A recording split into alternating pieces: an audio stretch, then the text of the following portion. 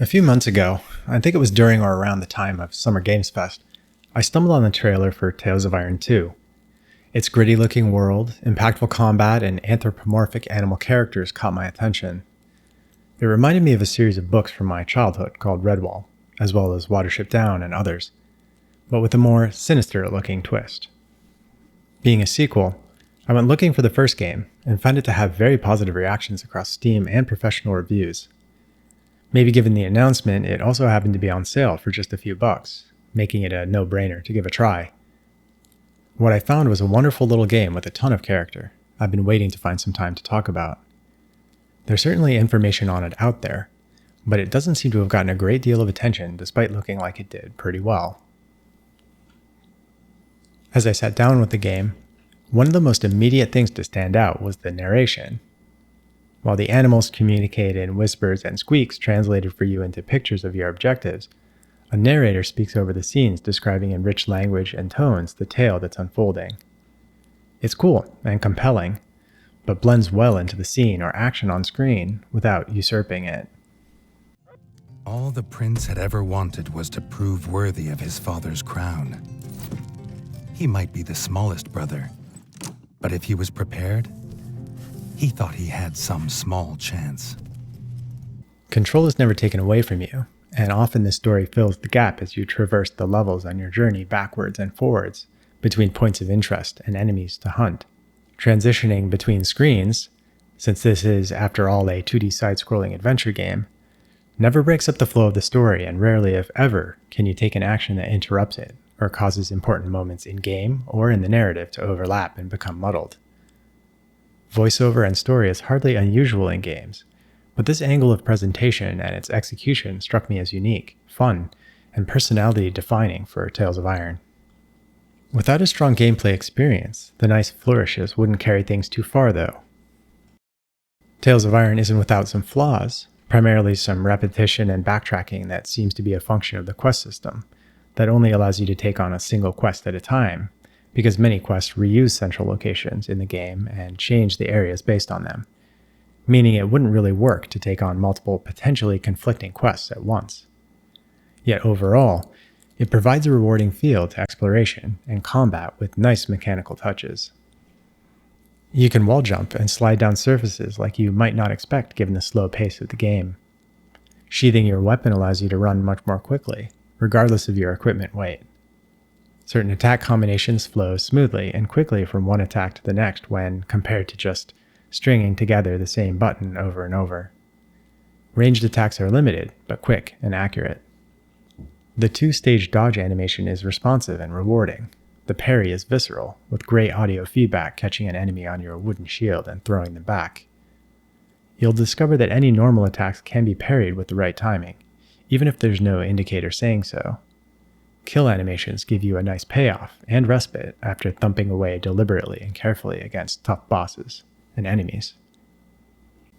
There are enough tools in your offensive and defensive options, and the enemies are quick and relentless enough it takes some time to ingrain the right reactions in your muscle memory and start to take things down with ease. I think it achieves that nice balance of simplicity, but also some depth of expression and mastery to discover as you get more comfortable. The game's Steam page itself alludes to inspiration from the Souls-like genre. That's not inaccurate, but there are notable differences. There is no stamina. You can attack endlessly and your guard cannot be broken by repeated attacks.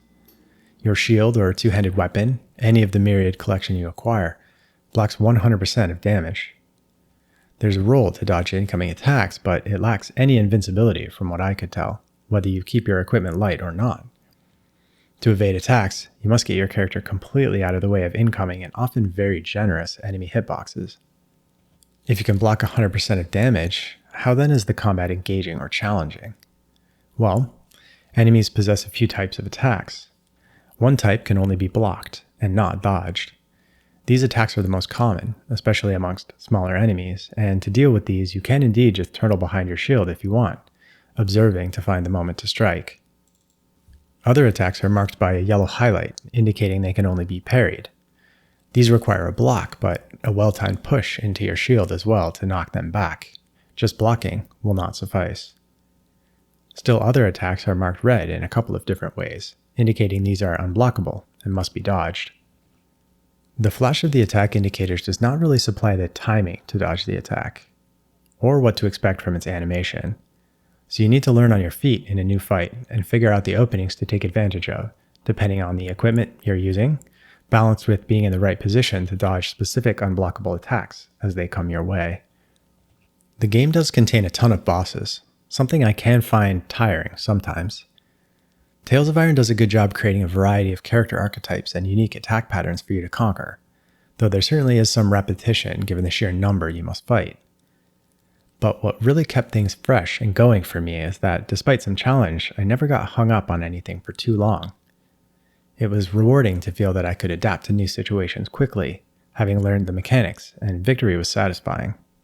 Visually, I'm not always a fan of 2D art with animation done with this sort of rigid puppet style. Vanillaware's games come to mind as an exception to that, but I think Tales of Iron does it quite well too, and creates a charming world and characters, as well as the dark and violent elements around them. I spent probably 10 hours in total with Tales of Iron, and I think that felt just about right. This included a couple of free updates. The first, titled Bloody Whiskers, adds a few quests, primarily composed of a bunch more bosses to beat and weapons to acquire. The second, fairly recently released, is called Bright Fir Forest, and introduces a nice new little area, home of the squirrel folk, and a number of quests that involve a bit more exploration, as well as some good fights. These each add maybe 60 to 90 minutes of additional content that are nice rewards. Bloody Whiskers also includes a higher difficulty for the game, which didn't seem impossible, but that I didn't dive into too deeply. And so, in these ways, you spend your time saving the realm and defeating the evil frog clan, rebuilding your kingdom, powering up both through equipment and your personal play skill. There are some secrets and extras to uncover, but most of it discovered during the main quest with maybe a little extra effort and attention to detail. So much so that, unlike most games these days, I actually completed all the in-game challenges and Steam achievements just because it was fun and happened pretty naturally. I've already alluded to a few gameplay tips, but I thought I'd share some I jotted down while playing in case they might come in handy for anyone. As I mentioned, there's no stamina management at all, so you'll be ready to dodge whenever needed, and if you're not dodging, be attacking or positioning.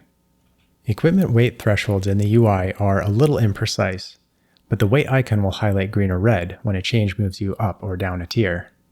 Remember your ranged attack, and use it for tough fights, especially late in the fight.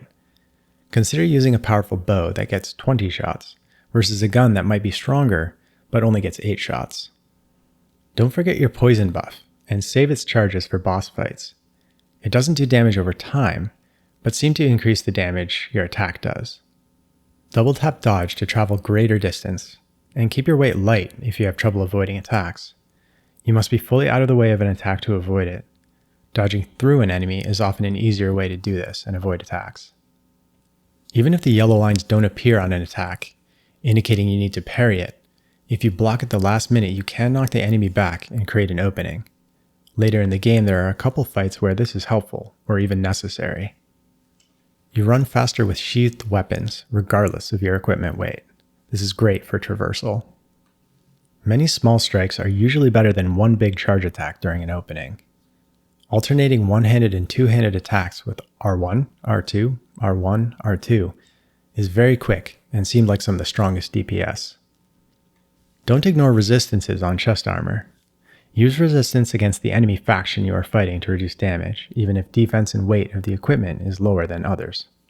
There's no downside to blocking with a two-handed weapon versus the shield. Both are completely effective on blockable attacks. There's no need to manage which side you are blocking on. If you're blocking, you will auto-block behind you when needed. And finally, fights can be unfair, especially at first until you learn the attacks. Sometimes you'll just get bodied.